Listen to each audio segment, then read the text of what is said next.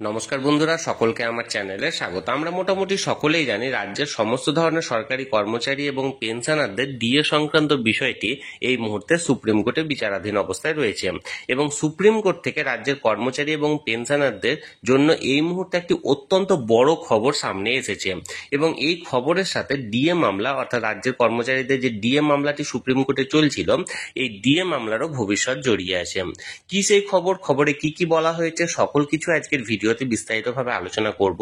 ভিডিওটি রাজ্যের সমস্ত ধরনের সরকারি কর্মচারী এবং পেনশনারদের জন্য অত্যন্ত গুরুত্বপূর্ণ, তাই প্রথম থেকে শেষ পর্যন্ত অবশ্যই ধৈর্য সহকারে দেখবেন এবং ভালো লেগে থাকলে অবশ্যই একটি লাইক করবেন এবং সকলের সঙ্গে শেয়ার করবেন। আর সেই সাথে এই চ্যানেলে যদি প্রথমবার হয়ে থাকেন, এই রকমের ইনফরমেটিভ ভিডিও আরো দেখার জন্য যারা এখনো পর্যন্ত এই চ্যানেলটিকে সাবস্ক্রাইব করেননি তারা অবশ্যই চ্যানেলটিকে সাবস্ক্রাইব করে নিতে ভুলবেন না।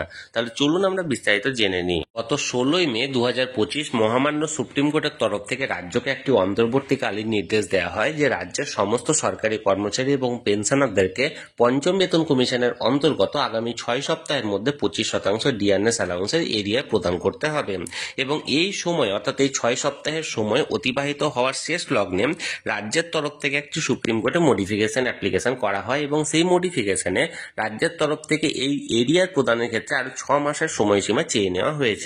কিন্তু এতদিন পর্যন্ত সুপ্রিম কোর্টে গ্রীষ্মাবকাশ চলছিল অর্থাৎ সামার ভ্যাকেশন চলছিল এবং এই সামার ভ্যাকেশনের পর আজকে অর্থাৎ এই 14ই জুলাই 2025 সুপ্রিম কোর্ট আবার পুনরায় ওপেন হতে চলেছে এবং সুপ্রিম কোর্টের কাজ আগের মতো আবার শুরু হতে চলেছে এবং এই পর্যন্ত আমরা দেখেছি যে রাজ্যের তরফ থেকে যে মডিফিকেশন অ্যাপ্লিকেশন করা হয়েছে সেটি এখনো পর্যন্ত কিন্তু এই সুপ্রিম কোর্টের ওয়েবসাইটে আমরা আছি, দেখুন এখানে মেনশন লিস্টে এখনো পর্যন্ত মেনশন করা হয়নি। আগামী 4 আগস্ট এই ডিএ মামলা নিয়ে পুনরায় শুনানির জন্য দিন ধার্য করা হয়েছে। এখন রাজ্যের তরফ থেকে কি পদক্ষেপ নেওয়া হয় অর্থাৎ এই 4 আগস্টই এই মডিফিকেশন অ্যাপ্লিকেশনটি মেনশন করা হবে না 4 আগস্টের আগেই মেনশন করা হবে সেটি এখনো পর্যন্ত স্পষ্ট নয়।